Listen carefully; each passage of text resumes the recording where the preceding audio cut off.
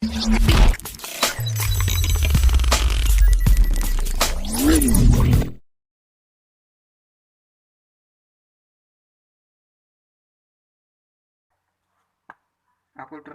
proses beradaptasi terhadap suatu budaya baru.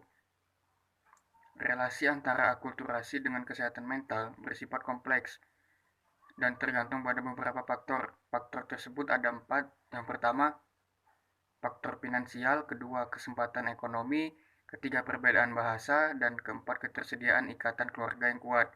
2 teori dalam akulturasi. Yang pertama, teori peleburan. Akulturasi membantu orang menyesuaikan diri dengan kultur setempat.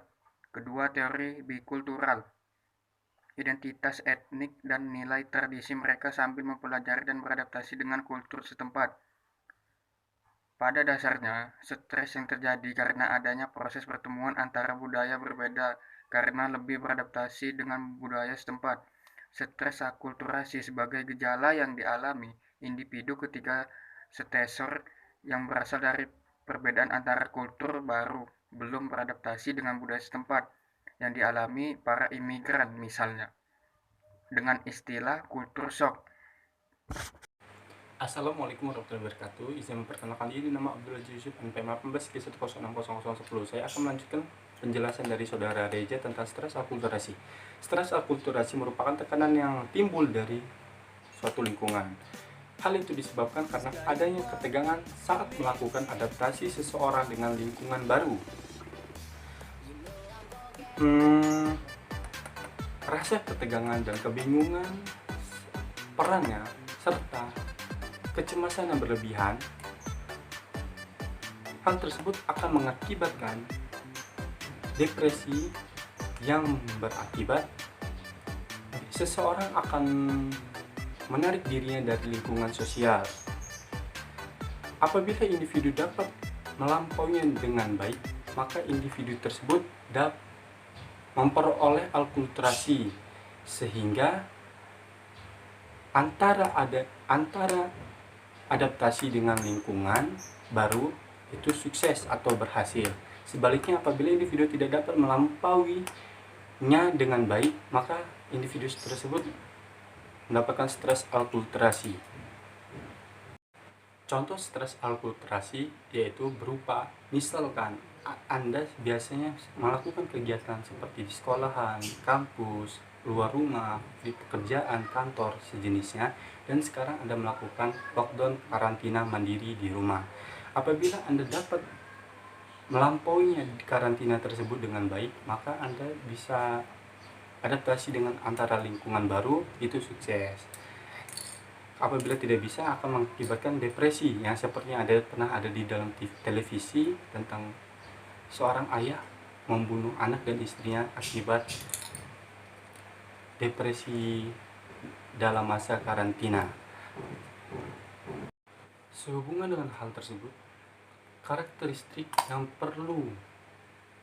terpenting stres akulturasi yang harus ditekankan dalam definisi yaitu berupa satu, stres yang bersifat positif atau eustress, dan stres yang bersifat negatif atau distress.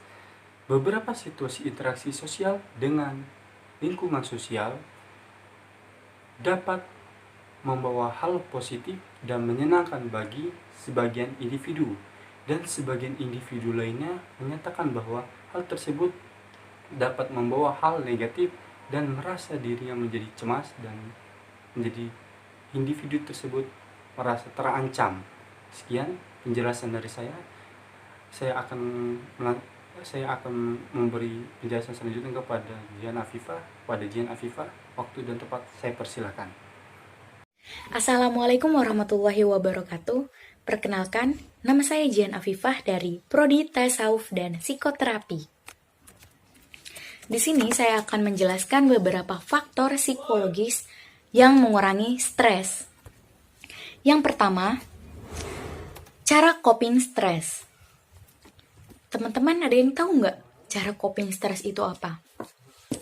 Cara coping stres yaitu penyangkalan atau berpura-pura masalah ini tidak terjadi. Coping stres dibedakan menjadi dua. Yang pertama, coping stres yang berfokus pada emosi, Dan yang kedua, coping stres yang berfokus pada masalah. Pada coping yang berfokus pada emosi, individu berusaha untuk segera mengurangi stresor dengan menyangkal adanya stresor atau menarik diri dari situasi tersebut. Coping yang berfokus pada emosi ini tidak membantu individu untuk mengembangkan cara yang lebih baik untuk mengatur stresor. Sedangkan coping yang berfokus pada masalah, orang yang menilai stresor yang mereka hadapi itu dan melakukan sesuatu untuk mengubah stresor atau memodifikasi reaksi untuk mengatur stresor. Sedangkan coping yang berfokus pada masalah, orang yang menilai stresor yang mereka hadapi itu dan melakukan sesuatu untuk mengubah stresor atau memodifikasi reaksi mereka untuk meringankan efek dari stresor tersebut. Coping yang berfokus pada masalah akan menjadi coping yang lebih efektif daripada coping yang berfokus pada emosi. Yang kedua, harapan akan self-efficacy.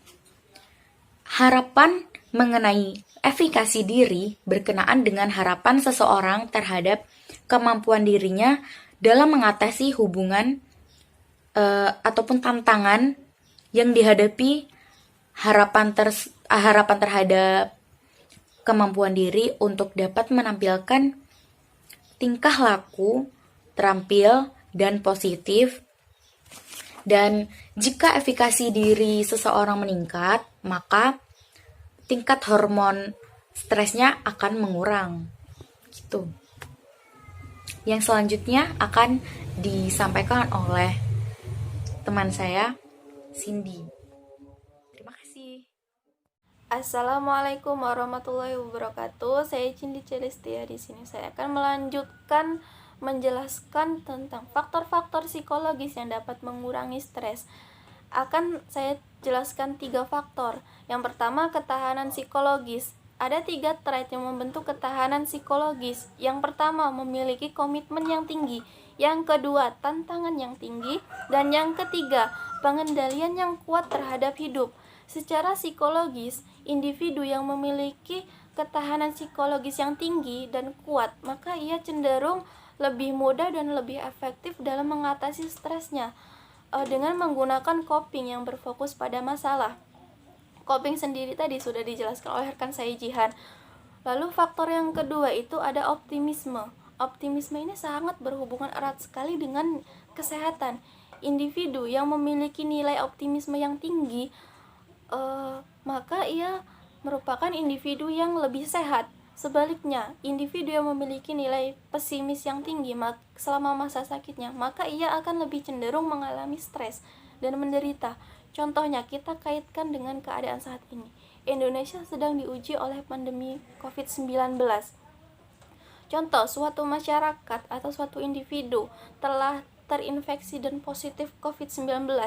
Jika ia memiliki rasa optimisme yang tinggi untuk sembuh, maka dia akan sembuh. Sebaliknya, jika ia memiliki rasa pesimis yang tinggi untuk sembuh gitu, maka dia tidak akan sembuh. Loh, mengapa optimisme ini lebih cepat sembuhnya? Karena optimisme yang tinggi itu akan mendorong kita melakukan kegiatan-kegiatan yang positif yang dapat membuat kita bahagia. Dokter mengatakan, jika seseorang itu hatinya happy dan atau bahagia gitu, maka itu akan meningkatkan imun atau daya tahan tubuh kita untuk melawan virus COVID-19 tersebut. Sebaliknya, jika pesimis, maka ia akan lebih mudah mengalami stres ya teman-teman. Itu tadi contoh kecilnya. Lalu yang faktor yang ketiga itu ada dukungan sosial. Peran dukungan sosial untuk menahan munculnya stres atau sebagai penahan munculnya stres itu telah terbukti kebenarannya. Para peneliti juga mengatakan bahwa individu yang memiliki kontak sosial secara luas maka itu akan membantu untuk melindungi sistem kekebalan tubuh individu tersebut terhadap penyakit atau virus. Lalu bagaimana dengan sekarang ini? Pemerintah sudah menetapkan social distancing atau PSBB, pembatasan sosial berskala besar. Bagaimana kita melakukan dukungan sosial, sedangkan dukungan sosial itu dilakukan dengan kontak sosial secara langsung. Contohnya, kita ambil contoh, banyak artis dari kalangan atas itu ya, mereka melakukan dukungan sosial melalui gadget dengan menggalang dana atau mengumpulkan uang untuk saudara-saudara kita yang terdampak oleh COVID ini. Jadi mereka melakukan dukungan sosial dengan cara menggalang dana. Ada juga contoh lain, para psikolog dan psikiater, mereka menyebarluaskan nomor handphone mereka kepada masyarakat. Untuk apa? Untuk berkonsultasi secara gratis gitu.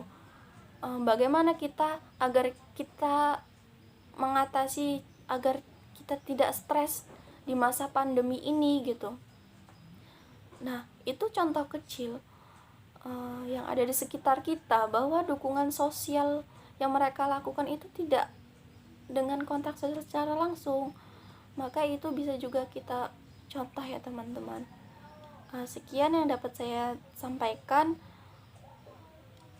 Semoga ilmu yang saya sampaikan ini bermanfaat bagi teman-teman semua. Saya akhiri, wassalamualaikum warahmatullahi wabarakatuh.